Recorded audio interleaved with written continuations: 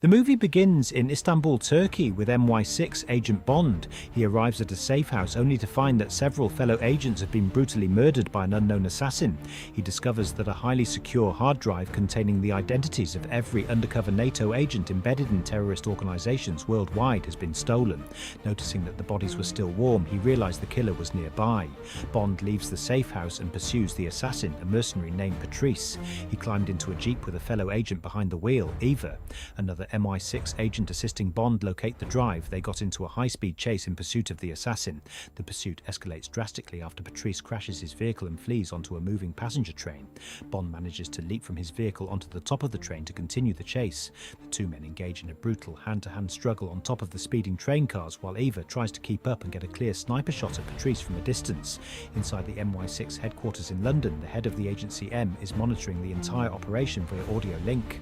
As the train approaches a massive bridge over a deep gorge, Eva warns M that she does not have a clean shot and might hit Bond instead. Desperate to stop the hard drive from escaping, M gives a cold command: "Take the shots!" Eva pulls the trigger. The bullet misses Patrice and strikes Bond directly in the shoulder. Bond falls off the train, plunging hundreds of feet into the raging river below before disappearing beneath the water. 3 months pass. In London, the aftermath of the failed mission is disastrous. Because the hard drive was lost, the stolen identities of the undercover agents begin leaking onto the internet, resulting in the immediate executions of several agents. M faces intense political pressure and is called into a meeting with Gareth Mallory, the newly appointed chairman of the Intelligence and Security Committee. Mallory informs M that her handling of the operation has raised serious concerns within the government. With political pressure mounting and public trust in MI6 beginning to fade, officials decide that M should step down early from her position. As M drives back to the MI6 headquarters, a massive explosion rips through the building.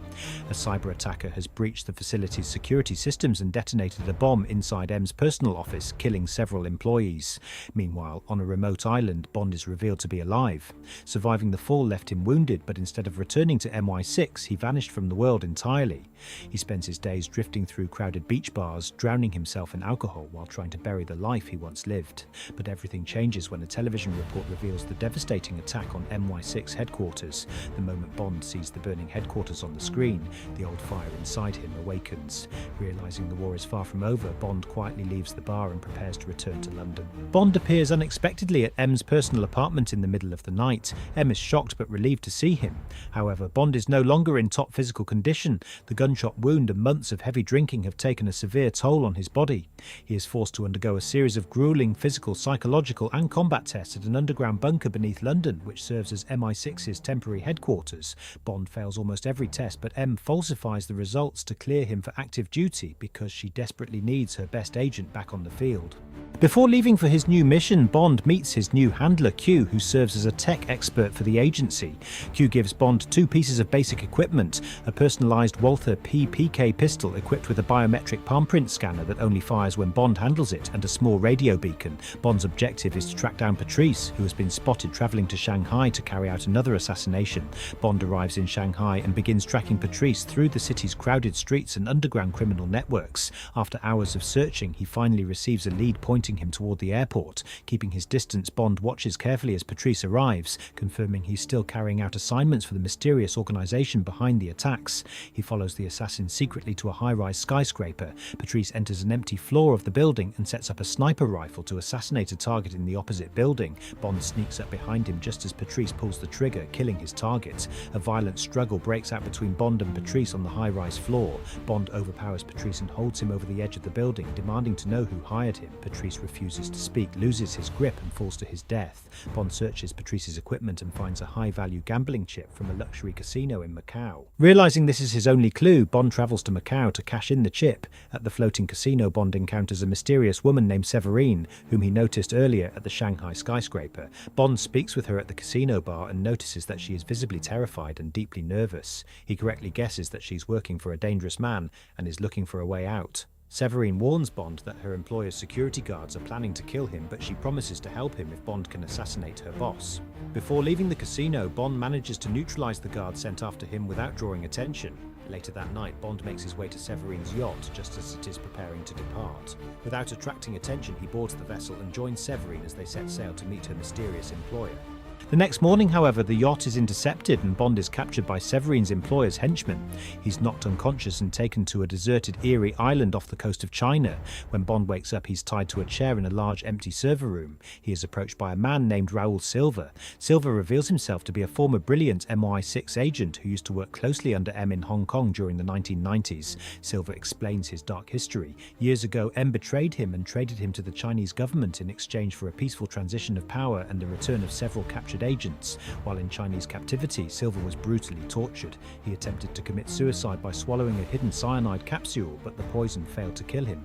Instead, the chemical burned away his internal organs and severely disfigured his jaw, forcing him to wear a prosthetic plate inside his mouth. Silva's entire criminal operation and the theft of the hard drive were orchestrated for one single purpose: to ruin M's reputation and execute her as revenge for her betrayal. Silva takes Bond outside to a ruined courtyard where Severine is tied to a pillar.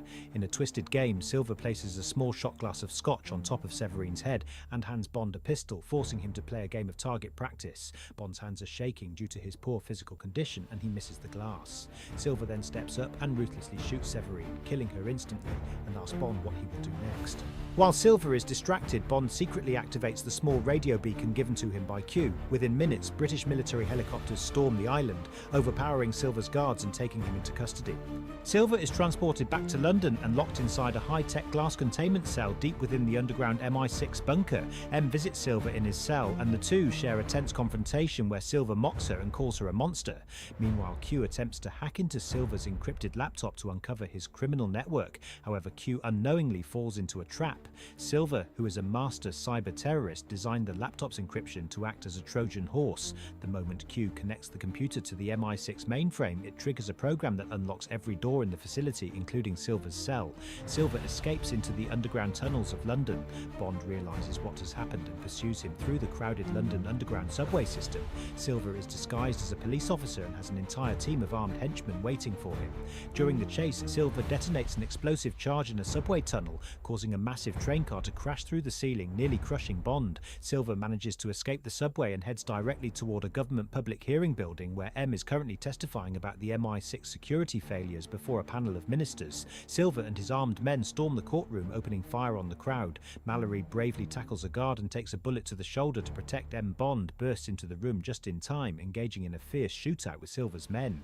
After neutralizing the attackers, Bond drove off with M to an old garage, where he uncovers his classic vintage Aston Martin DB5, which is equipped with hidden machine guns. Because Silva can track any modern digital device, Bond leaves all modern technology behind. He decides to lure Silva to a place where Silva will have no technological advantage: Bond's ancestral childhood home in the remote foggy highlands of Scotland, a large estate named Skyfall.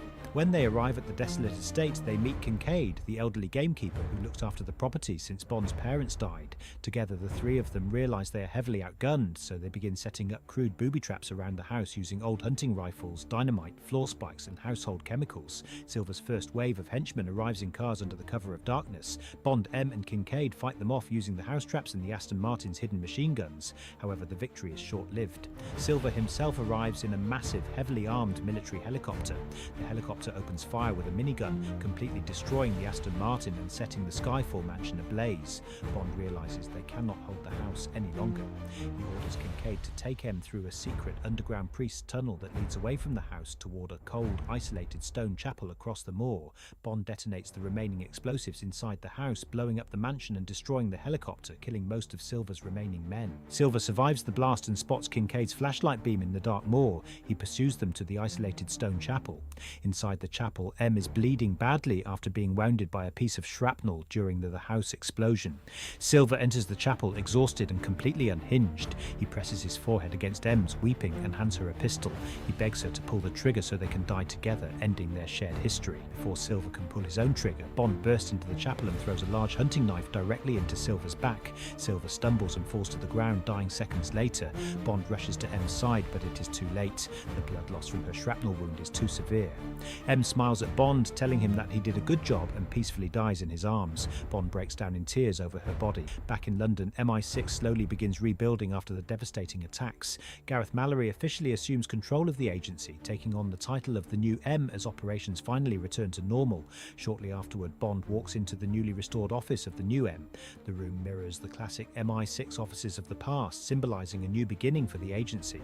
M slides a fresh assignment across the desk toward Bond. After everything he has endured, Bond gives a calm smile, takes the file and prepares for his next mission.